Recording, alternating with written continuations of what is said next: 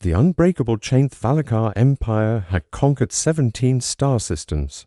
In 8 galactic months, their silver-hulled warships moved through space like liquid metal, magnificent and terrible, a flowing river of destruction that had never been diverted, never been stopped. They didn't negotiate, they didn't make demands, they simply arrived, assessed, and if they found anything of value, they took it. Captain Maya Chen stood on the observation deck of Lunar Station, Alpha, watching the holographic display of Valakar. Movements across the Orion Spur. Red markers showed their confirmed conquests worlds that had fallen silent after brief, desperate transmissions. Yellow markers indicated the projected path of the main Valakar fleet, a single blinking yellow. Dot hovered just beyond Mars, 3 days, said Admiral Reeves beside her, his weathered face grim in the blue light of the display. That's our best estimate until they reach Earth. Maya nodded, her dark eyes never leaving the display. And how many ships do we have ready? 23 combat-ready vessels, 9 of which are heavy cruisers. The rest are support ships, primarily, against their fleet of over 100. 117, by last count, the Admiral confirmed. Maya turned from the display, facing the massive viewport that looked out over the lunar surface. In the distance, partially hidden in the shadow of a crater, stood the silhouette of humanity's last hope, the used Defiance. Unlike the sleek, elegant designs of standard Earth vessels, the Defiance was angular and asymmetric, its hull a patchwork of experimental alloys and technology. It looked unfinished, almost crude because it was. Built in secret over the last 5 years, the Defiance incorporated every breakthrough, every theoretical advance, every desperate idea Earth's best minds could conceive. Is she ready? Maya asked. The Admiral's reflection in the viewport nodded. As ready as she'll ever be. The gravitational disruption array is untested in actual combat conditions, but the simulations are promising, and the crew, handpicked, the best we have. They're waiting for their captain. Maya turned to face him. At 38, she was young for such a command, but her record spoke for its self-brilliant tactical mind, unflappable under pressure, and most importantly, a knack for the impossible. I still think you should take someone with more experience, she said. Admiral Reeves shook his head. Experience with what? No one has experience fighting the Valakar. No one has experience using a gravity disruption ray as a weapon. We need someone who can think beyond experience. The journey to the Defiance took less than an hour. As the shuttle approached, Maya could see the true scale of the vessel nearly 2 kilometers from bow to stern, yet designed to be operated by a crew of just 50. Most of its interior space was dedicated to the experimental drive system and the massive power core needed to feed the disruption ray. Commander Darius Wade greeted her at the airlock, saluting sharply. Captain on deck. Welcome aboard the Defiance, ma'am. Maya returned the salute. Status report. Commander. All systems operational. The core is running at 94% efficiency. Dr. Kotri says that's as good as it's going to get without actual combat. Data to refine the algorithms. Maya nodded. Let's hope we get that data and live to use it. The bridge of the Defiance was unlike any Maya had served on before. Traditional banks of control stations were replaced by a central holographic interface that surrounded the command chair. 5 crew members sat at specialized consoles around the perimeter: navigation, weapons, engineering, communications and science, ship-wide. Please, Maya said as she took her seat. The comm officer nodded and a soft tone sounded through the ship. This is Captain Chen. In less than 72 hours, we will engage an enemy that has never known defeat. They've carved a path of destruction across 17 worlds, and now they've set their sights on Earth. She paused, letting that sink in. I won't lie to you. The odds are against us. But aboard this ship, we carry the hopes of everyone back home, along with something the Valakar have never encountered: human ingenuity and determination. We've built a ship unlike any other, designed specifically to target what we believe is their greatest weakness. She took a breath. Some of you have families on Earth. All of you have something worth fighting for. Remember that in the days ahead. Chen out. The crew worked with quiet efficiency as the Defiance detached from its moorings and moved away. From the lunar surface, the experimental engines hummed to life, pushing the ship forward with barely a vibration. Set course for Mars orbit. Maya ordered, "We'll rendezvous with the fleet there." "Course set, Captain," the navigation officer replied, "ETA for hours at standard burn." Maya nodded. "Let's see what this ship can really do. Take us to 80% thrust." The Defiance surged forward, quickly accelerating to speeds no Earth vessel had achieved before. Maya felt a flutter of hope. Maybe, just maybe, they had a chance. The next 2 days passed in a blur of preparations and briefings. The remaining Earth fleet gathered in Mars orbit a pitiful defense force. Compared to what was coming, the Defiance stood apart, both literally and figuratively, holding position 10,000 kilometers from the main fleet. "Contact," the science officer called out. Multiple signatures approaching from the outer system. "Configuration matches Valakar vessels." Maya straightened in her chair. "How many?" 23. "No, 27 distinct signatures. Lead vessel is massive, at least twice the size of our largest cruiser. They're sending a fraction of their fleet," Commander Wade observed. Maya's expression darkened. "Because that's all they think they need. Put it on screen." The holographic display shifted, showing the approaching Valakar ships. They moved in perfect formation, their silver hulls gleaming in the distant sunlight. The lead vessel was indeed enormous, shaped like an elongated teardrop with rippling patterns across its surface. "Open a channel to the fleet," Maya ordered. When the connection was established, she spoke clearly and calmly. "This is Captain Chen of the UES Defiance to all Earth vessels. Hold position until the enemy reaches optimal engagement range. Do not, I repeat, do not advance without orders." Acknowledgements filtered in from the fleet captains. "Any response to our hails?" Maya asked the communications officer. "None, Captain. We've been broadcasting on all frequencies since we detected them." Maya wasn't surprised. The Valakar never responded to communication attempts according to the reports from other systems. Asterisk weapon status. Main railguns charged and ready. Missile batteries at full capacity. "The disruption array is powered up but dormant," reported the weapons officer. "Engineering, core, stable at 97% efficiency." "All systems green," came the response. Maya nodded, then focused on the approaching enemy fleet. They were still several minutes out from optimal engagement range. "They're scanning us," the science officer reported. Concentrated beams focused on the Defiance. "Let them look," Maya said. "They won't understand what they're seeing." The minutes ticked by intense silence. The Valakar fleet maintained their perfect formation, advancing steadily toward Mars orbit. "They're launching fighters," Commander Wade observed. "Hundreds of them." Maya leaned forward. "Time to optimal range for the disruption array?" 3 minutes, Captain. "All hands, battle stations," Maya ordered throughout the ship. Warning klaxons sounded. The Valakar fighters streaked ahead of their main fleet, small, dart-like vessels that moved with impossible speed and precision. They targeted the Earth fleet first, ignoring the Defiance. "They don't consider us a threat," Maya realized aloud. On the display, the first wave of Valakar fighters engaged the Earth fleet. Beams of intense energy sliced through space, striking the human vessels. Shields flared and failed under the onslaught. One cruiser exploded in a silent flash of light and debris. "Range," Maya demanded. 30 seconds to optimal, Captain. "Bring the array online." "Target the lead Valakar vessel." The Defiance hummed as power redirected to the experimental weapon. On the hull, panels shifted, revealing a complex arrangement of emitters. "Ready, Captain."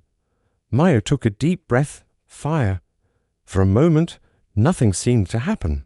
Then space itself appeared to bend between the Defiance and the Valakar flagship. A barely visible wave rippled outward, distorting the stars behind it. The effect on the Valakar vessel was immediate and catastrophic. Its perfect, flowing hull began to warp and buckle as if crushed by an invisible hand. The distortion spread across its surface, tearing openings in the once seamless exterior. "Direct hit," The weapons officer reported, "The disruption field is affecting their hull integrity." "It's working," Commander Wade breathed, almost disbelieving.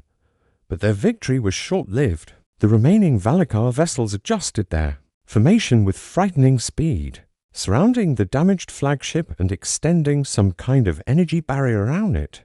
"They're adapting," Maya realized. "Recalibrate the array. Target the nearest support vessel." The weapons crew worked frantically, but before they could fire again, the Valakar responded. A dozen smaller vessels broke formation, accelerating toward the Defiance. "Incoming!" the science officer shouted. "Energy signatures off the charts, evasive." "Maneuvers!" Maya ordered. Full power to shields, the Defiance lurched as its thrusters fired. But the Valakar ships were too fast. Multiple energy beams converged on the Earth vessel, hammering its experimental shields. "Shields at 60% and dropping," reported engineering. "We can't take many more hits like that." Maya gripped the arms of her command chair. "Prepare for another shot with the array. Target the vessel at coordinates to 127 by 184. Captain, the array needs another 40 seconds to recharge." "We don't have 40 seconds. Commander Wade warned as the display showed more Valakar vessels closing in. Maya made a split-second decision. Divert emergency power to the engines. Get us out of their firing solution.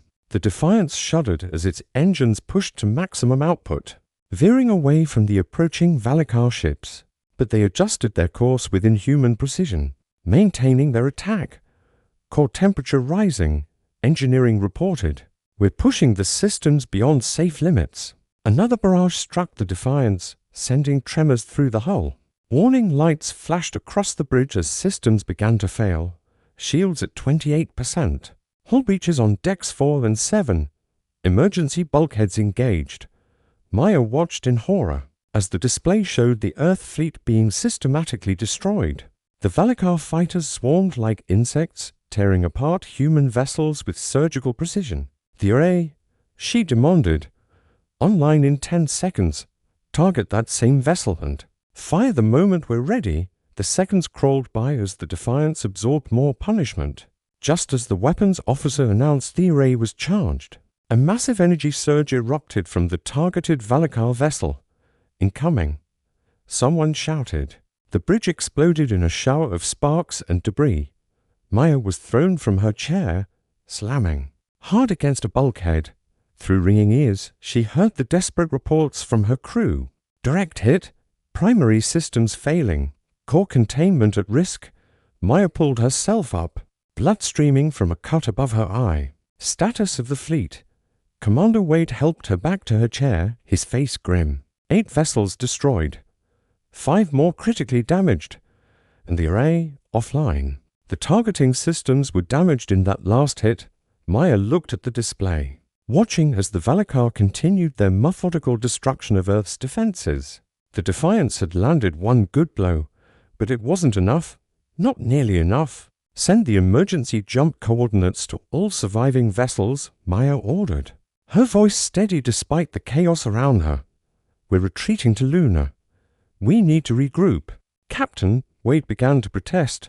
"This isn't surrender, Commander," Maya cut him off. "This is tactics. We've learned something vital today. They can be hurt. Now we need to figure out how to hurt them enough to stop them." As the Defiance limped away from the battlefield, Maya watched the Valakar ships resuming their perfect formation around their damaged flagship. For the first time in their long campaign of conquest, the Valakar had taken damage. It wasn't victory, not even close, but it was something no other species had achieved. It was a beginning. Breaking point emergency medical bay aboard Lunar Station Alpha was filled beyond capacity. Captain Maya Chen moved between the beds, stopping to speak with each of her injured crew members. Her own injuries, a fractured rib, laceration above her right eye, and minor burns along her left arm, had been hastily treated. There were others who needed more urgent care. "How many?" she asked Dr. Evelyn Park, the station's chief medical officer. 17 dead from the Defiance. Over 100 across the fleet, Dr. Park replied quietly. "And those are just the ones we recovered.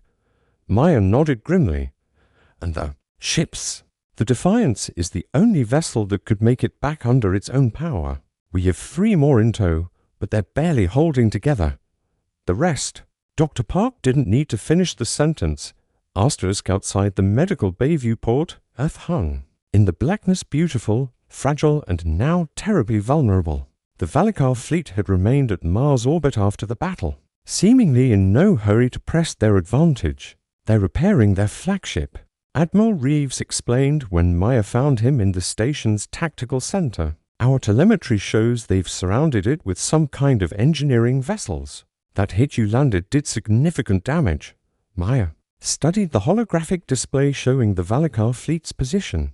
How long until they're ready to advance? Best estimate, 36 hours. Then we have 36 hours to find a way to stop them. Maya turned to Dr. Sanjay Kotri, the scientist who had designed the Defiance's gravity disruption ray. What did we learn from the battle? Dr. Kotri gestured to a separate display showing analysis of the Valakar flagship, the disruption. It worked exactly as theorized. Their hull technology appears to use some form of quantum-binding molecules. Locked in perfect alignment, our ray disrupts that alignment, essentially causing their hull material to forget how it's supposed to behave. Asterisk, but they adapted quickly, Maya pointed out.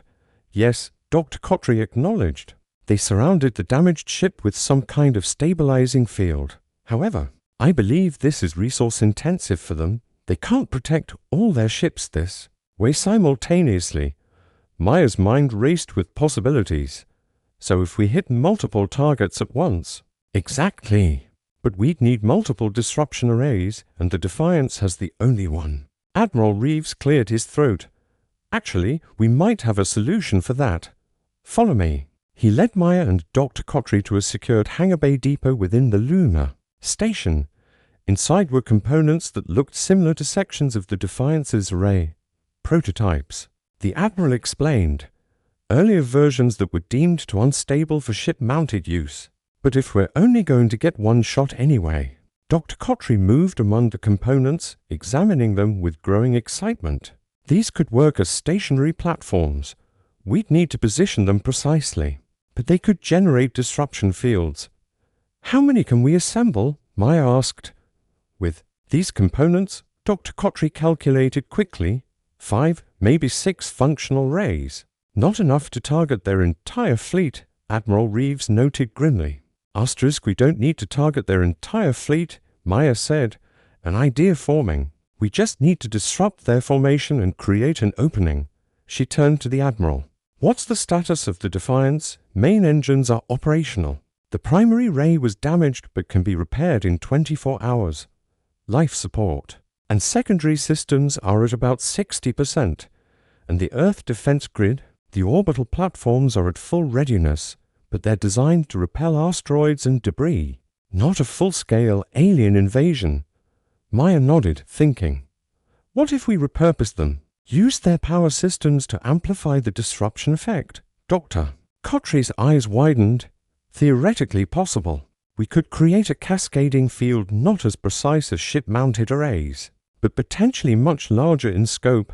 For the first time since the battle, Maya felt a glimmer of real hope. Admiral, I need every engineer and physicist you can spare, and I need the Defiance ready to fly in 24 hours. You have a plan, the Admiral stated rather than asked. Asterisk, Maya nodded. The beginnings of one. The Valakar have never been defeated because no one has ever survived the first encounter. To learn from it, we have that advantage now.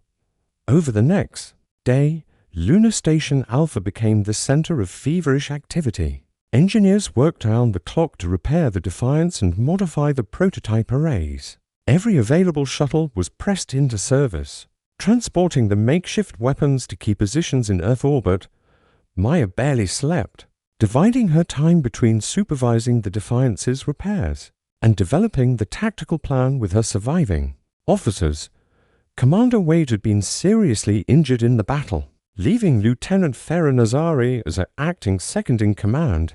It's a gamble, Nazari said bluntly as they reviewed the plan. If the orbital rays don't work as expected, we'll have nothing left. "If they don't work, we're finished anyway," Maya replied. "The Valakar don't leave survivors." 28 hours after the retreat from Mars, sensors detected movement in the Valakar fleet.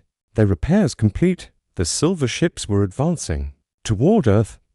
Time to optimal deployment range. Maya asked from the newly repaired bridge of the Defiance. 90 minutes, Captain. Lieutenant Nazari replied. Maya opened a channel to Admiral Reeves on Lunar Station Alpha. "Admiral, are the orbital platforms in position? All 6 rays are deployed and powered up. Earth's defense grid has been reconfigured to your specifications. We're as ready as we'll ever be." And the evacuation, the Admiral's face tightened. "Proceeding. But there's no way to get significant numbers of people off planet in time. Most shelters are at capacity." Maya nodded grimly. They both knew that if this plan failed, shelters wouldn't matter. "We'll hold them here, Admiral. One way or another." The Defiance moved into position at the head of a ragtag fleet, the few surviving vessels from Mars, plus a dozen hastily armed civilian ships.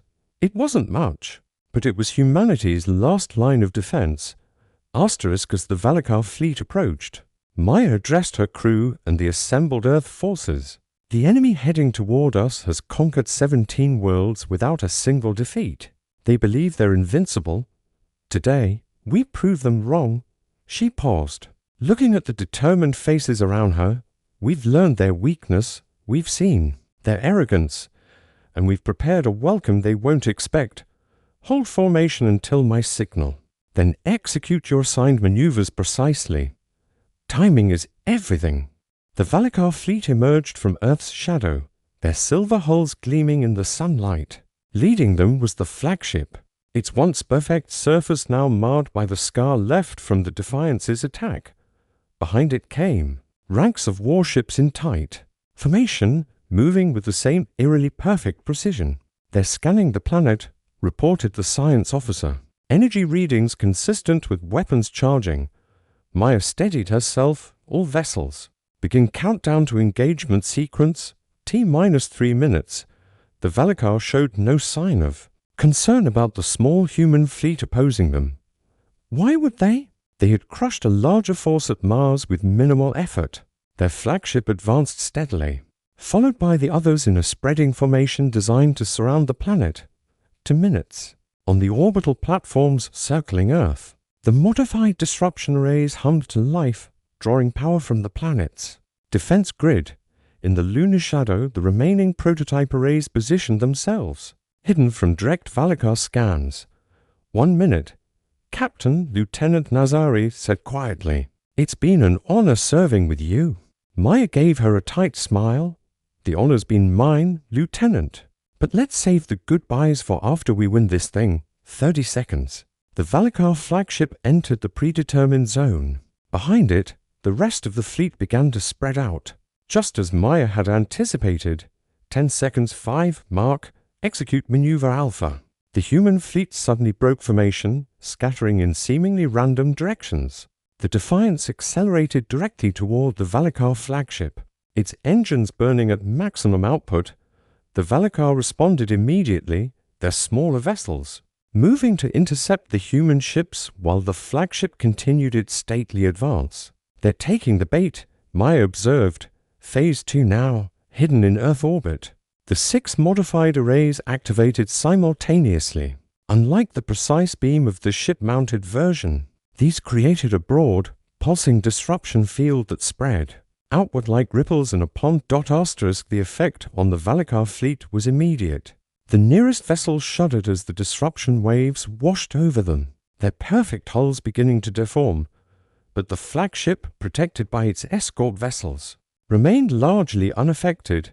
Phase 3, Maya ordered. The Defiance suddenly changed course, veering away from the flagship toward a cluster of smaller Valakar vessels. Its disruption array, fully repaired and modified based on the data from the first encounter, targeted the lead escort ship. The beam struck home, and the Valakar vessel crumpled inward, its hull integrity failing catastrophically. At the same time, the prototype arrays hidden in lunar orbit activated, creating a second disruption field that converged with the first. Caught between the converging fields, more Valakar ships began to falter, their previously impervious hulls becoming their greatest vulnerability. Their perfect formations broke apart as ships tried to maneuver out of the affected zones. "It's working," Lieutenant Nazari exclaimed. But the Valakar weren't defeated yet.